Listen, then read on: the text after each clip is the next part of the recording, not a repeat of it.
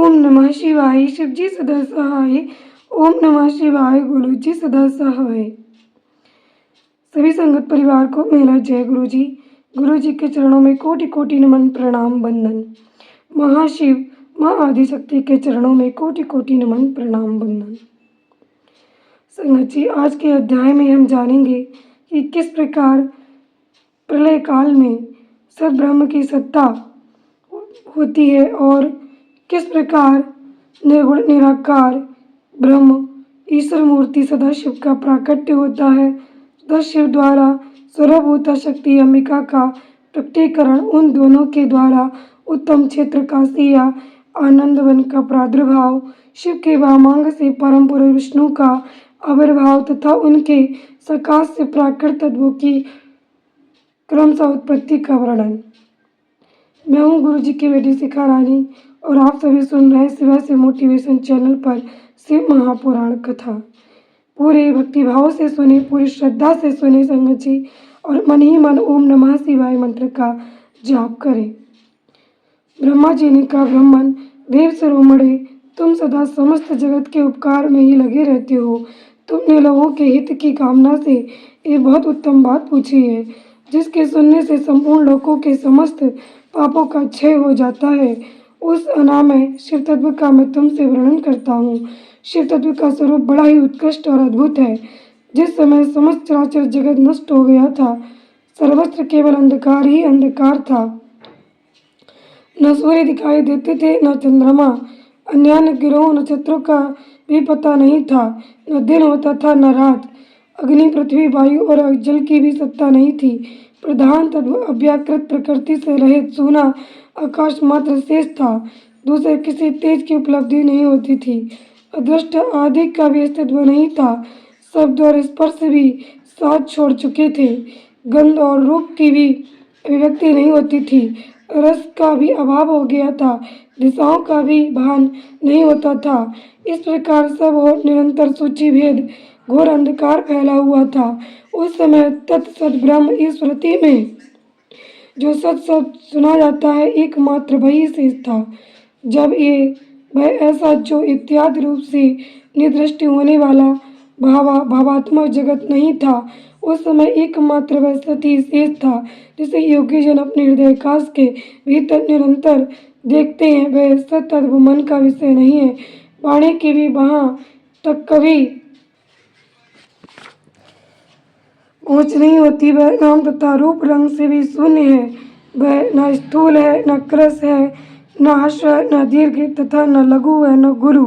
उसमें न कभी वृद्धि होती है, न ह्रास। श्रुति भी उसके विषय में चिकित भाव से है, इतना ही कहती है, अर्थात उसकी सत्ता मात्र का ही निरूपण कर पाती है। उसका कोई विशेष विवरण देने में असमर्थ हो जाती है। वह सत्य ज्ञान स्वरूप अनंत परमानंद में परम ज्योति स्वरूप अप्रमेय आधार रहित निर्विकार निराकार निर्गुण योगी गमेश्वर व्यापी सबका एकमात्र कारण निर्विकल्प निरारंभ माया शून्य उपद्रव रहित अद्वितीय अनादि अनंत संकोच विकास से शून्य तथा चिन्हमय है, जिस पर ब्रह्म के विषय में ज्ञान और अज्ञान से पूर्ण उक्तियों द्वारा इस प्रकार ऊपर बताए अनुसार विकल्प किए जाते हैं। उसने कुछ काल के बाद सृष्टि का समय आने पर द्वितीय की इच्छा प्रकट की। उसके भीतर एक से अनेक होने का संकल्प उदित हुआ। तब उस निराकार परमात्मा ने अपनी लीला शक्ति से अपने लिए मूर्ति आकार की कल्पना की। वह मूर्ति संपूर्ण ऐश्वर्य गुणों से संपन्न, सर्वज्ञानमयी, शुभ स्वरूपा, सर्वव्यापिनी, सर्वरूपा, सर्वदर्शिनी, सर्वकरणी, सबकी एकमात्र वंदनीय, सर्वबाधा, सब कुछ देने वाली और संपूर्ण संस्कृतियों का केंद्र थी।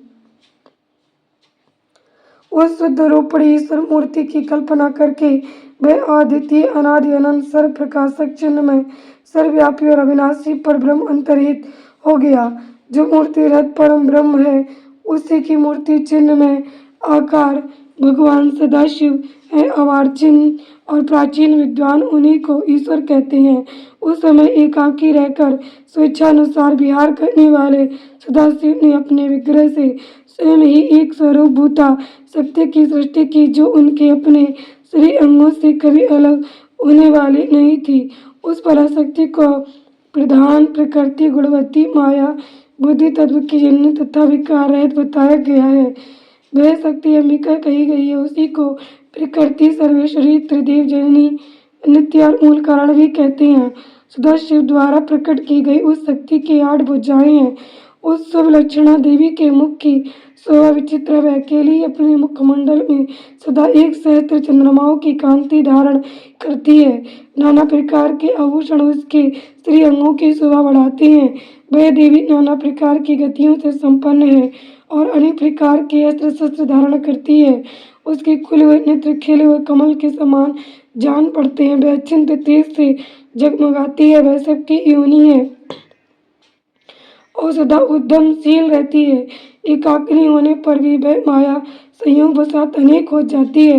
वे जो सदाशिव है उन्हें परम पुरुष ईश्वर शिव शंभु और महेश्वर कहते हैं। वे अपने मस्तक पर आकाश गंगा को धारण करते हैं। उनके बाल देश में चंद्रमा शोभा पाते हैं। उनके 5 मुख हैं, प्रत्येक मुख में 3-3 नेत्र हैं। उनका चित्त सदा प्रसन्न रहता है। वे 10 भुजाओं से युक्त और त्रिशूलधारी हैं। उनके श्री अंगों की प्रभा कर्पूर के समान श्वेत गौर है। वे अपने सारे अंगों में भस्म रमाए रहते हैं। उन काल रूपी ब्रह्म ने एक ही समय शक्ति के साथ शिवलोक नामक क्षेत्र का निर्माण किया था। उस उत्तम क्षेत्र को ही काशी कहते हैं। वह परम निर्वाण या मोक्ष का स्थान है जो सबके ऊपर विराजमान है। वे प्रिया प्रियतम रूप शक्ति और शिव जो परमानंद स्वरूप है उस मनोरम क्षेत्र में नित्य निवास करते हैं। काशीपुरी परमानंद रूपड़ी है।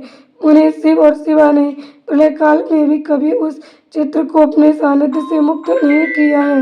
इसलिए विद्वान पुरुष उसे अभिमुक्त क्षेत्र के नाम से भी जानते हैं। वह क्षेत्र आनंद का हेतु है, इसलिए पिनाकधारी शिव ने पहले उसका नाम आनंद वन रखा था। उसके बाद वह अभिमुक्त के नाम से प्रसिद्ध हुआ। देवर्षि एक समय उस आनंद वन में रमण करते हुए शिवा और शिव के मन में ये इच्छा हुई कि किसी दूसरे पुरुष की भी सृष्टि करनी चाहिए जिस पर ये सृष्टि संचालन का भार रखकर हम दोनों केवल काशी में रहकर इच्छानुसार विचरें और निर्वाण धारण करें। वही पुरुष हमारे अनुग्रह से सदा सबकी सृष्टि करे, पालन करे और वही अंत में सबका संहार भी करे।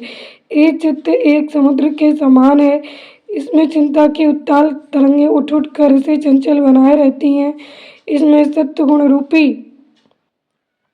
मूंगे भरे हुए हैं। इस विशाल चित्त समुद्र को संकुचित करके हम दोनों उस पुरुष के प्रसाद से आनंद कानन काशी में सुखपूर्वक निवास करें। ये आनंद वन वह स्थान है जहाँ हमारी मनोवृत्ति सब ओर से सिमट कर इसी में लगी हुई है तथा जिसके बाहर का जगत चिंता से यात्र प्रतीत होता है। ऐसा निश्चय करके शक्ति सहित सर्वव्यापी परमेश्वर शिव ने अपने वाम भाग के 10वें अंग पर अमृत मल दिया। फिर तो वहां से एक पुरुष प्रकट हुआ जो तीनों लोकों में सबसे अधिक सुंदर था। वह शांत था, उसमें सत्वगुण की अधिकता थी तथा वह गंभीरता का अथाह सागर था।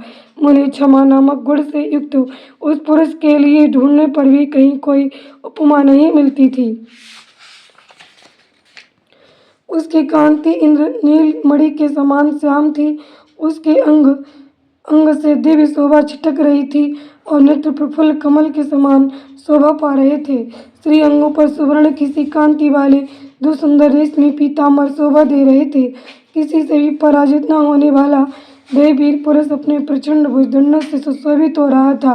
तदनंतर उस पुरुष ने परमेश्वर शिव को प्रणाम करके कहा, स्वामिन, मेरे नाम निश्चित कीजिए और काम बताइए। उस पुरुष की ये बात सुनकर महेश्वर भगवान शंकर हंसते हुए मेघ के समान गंभीर वाणी में उससे बोले। शिव ने कहा, अवश्य व्यापक होने के कारण तुम्हारा विष्णु नाम विख्यात हुआ। इसके सिवा और भी बहुत से नाम होंगे जो भक्तों को सुख देने वाले होंगे। तुम सुस्थिर उत्तम तप करो क्योंकि वही समस्त कार्यों का साधन है। ऐसा कहकर भगवान शिव ने श्वास मार्ग से श्री विष्णु को वेदों का ज्ञान प्रदान किया। तदनंतर अपनी महिमा से कभी च्युत न होने वाले श्री हरि भगवान शिव को प्रणाम करके बड़ी भारी तपस्या करने लगे और शक्ति सहित परमेश्वर शिव भी पार्षद गणों के साथ वहां से अदृश्य हो गए। भगवान विष्णु ने सुदीर्घ काल तक बड़ी कठोर तपस्या की तपस्या के परिश्रम से तो भगवान विष्णु के अंगों से नाना प्रकार की जलधाराएं निकलने लगी। ये सब भगवान शिव की माया से ही संभव हुआ। महामुनि, उस जल से सारा सोना आकाश व्याप्त हो गया। वह ब्रह्मरूप जल अपने स्पर्श मात्र से सब पापों का नाश करने वाला सिद्ध हुआ। उस समय थके हुए परम पुरुष विष्णु ने स्वयं उस जल में शयन किया। वे दीर्घ काल तक बड़ी प्रसन्नता के साथ उसमें रहे। नार अर्थात जल में शयन करने के कारण ही उनका नारायण नाम प्रसिद्ध, श्रुति सम्मत नाम प्रसिद्ध हुआ। उस समय उन परम पुरुष नारायण के सिवा दूसरी कोई प्राकृत वस्तु नहीं थी। उसके बाद ही उन महात्मा नारायण देव से यथा समय सभी तत्व प्रकट हुए। महामते विद्वान, मैं उन तत्वों की उत्पत्ति का प्रकार बता रहा हूँ। सुनो, प्रकृति से मह तत्व प्रकट हुआ और मह तत्व से तीनों गुण। इन गुणों के वे से त्रिविध अहंकार की उत्पत्ति हुई। अहंकार से 5 तन्मात्राएं हुई और उन तन्मात्राओं से 5 भूत प्रकट हुए। उसी समय ज्ञानेन्द्रियों और कर्मेंद्रियों का भी प्रादुर्भाव हुआ। मुनि श्रेष्ठ, इस प्रकार मैंने तुम्हें तत्वों की संख्या बताई है।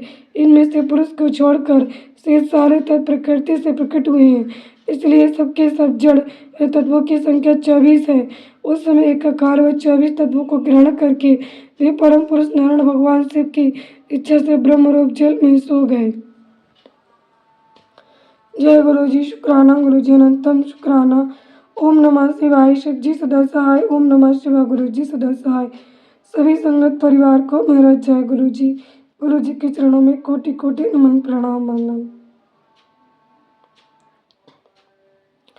आप और आपका परिवार सदा स्वस्थ, सुखी, समृद्ध रहे। संगत जी, आज का अध्याय यहीं पर समाप्त हुआ। कल हम अगले अध्याय में मिलेंगे, जिसमें हम जानेंगे कि भगवान विष्णु के नाभि से किस प्रकार कमल प्रकट हुआ और कमल से किस प्रकार ब्रह्मा जी का जन्म हुआ।